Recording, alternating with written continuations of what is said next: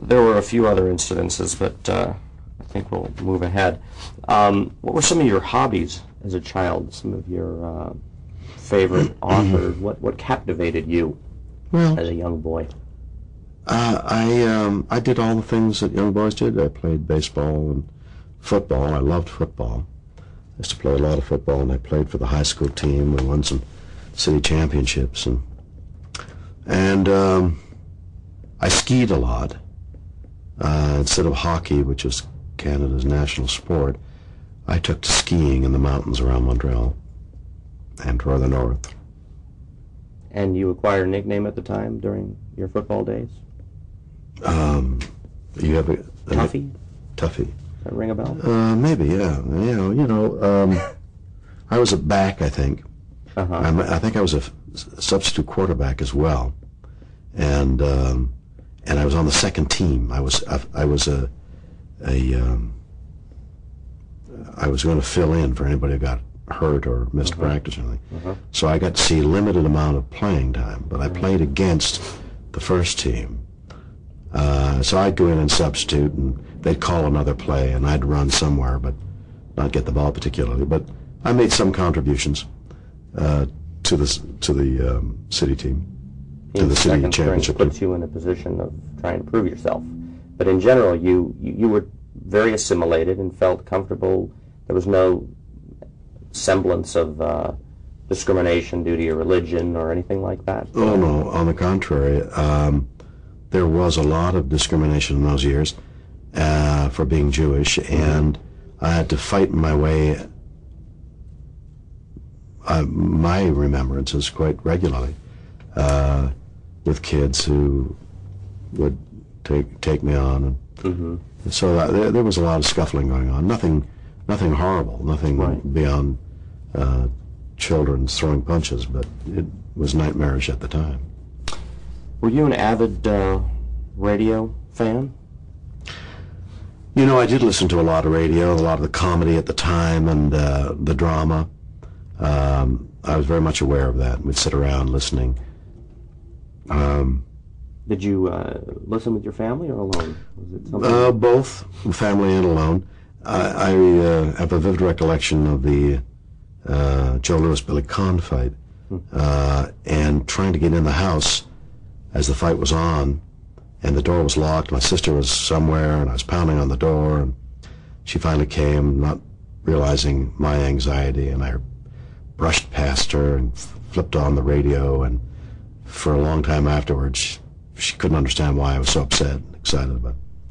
That's a memory of radio. I remember Edgar Bergen and Charlie McCarthy and this, the Allen Show, and Jack Benny was a favorite in those years. We'd listen to them, the family, Sundays. As someone who became an actor, ultimately, how did radio influence your imaginative capacities? Well, I think a great deal. I grew up on Norman Corwin, and subsequently I met him here. In fact, he wrote a play for me, and I did all his radio dramas.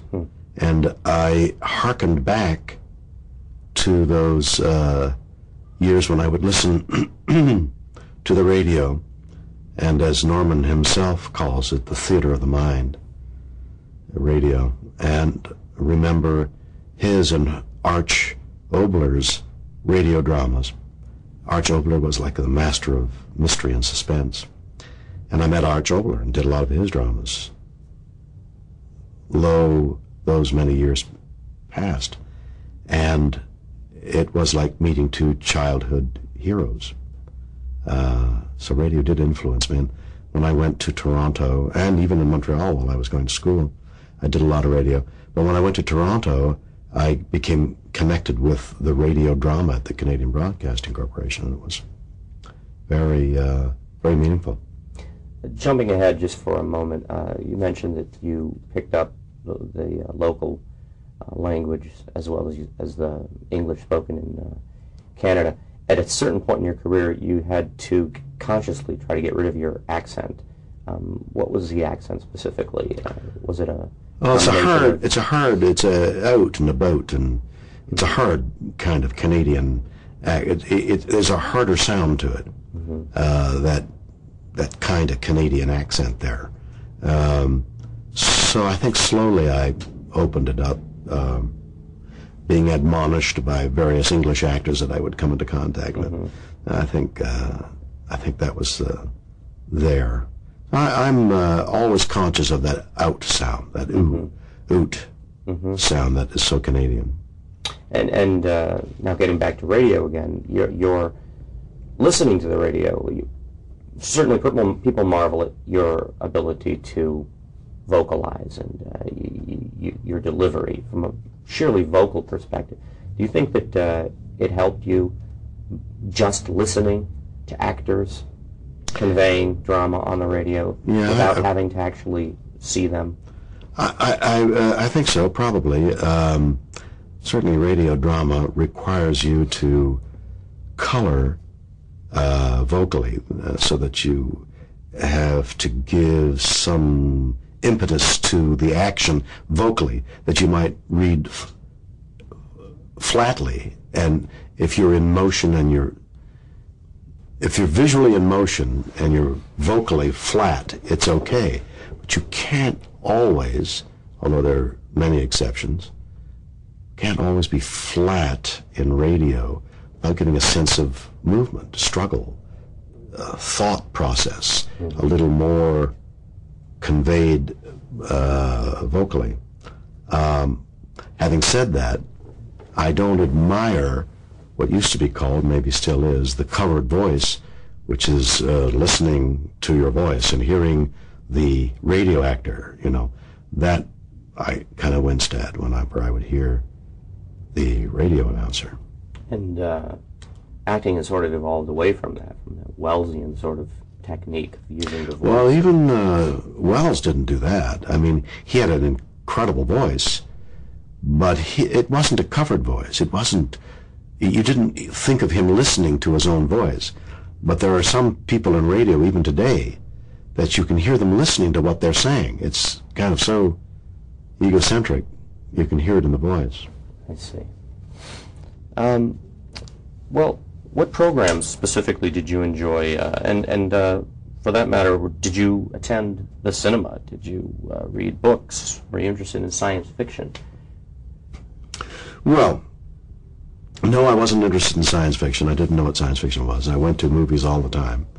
On a weekend, I would pay my money and go to one and two, so go to a double bill, and sometimes go to two movies. And there were occasions, two double bills, so it's 4 movies.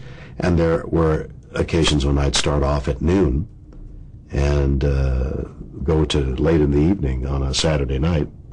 I don't remember whether I went with anybody or not, but I certainly went to a lot of movies in those years and dreamed the dreams of the silver screen, and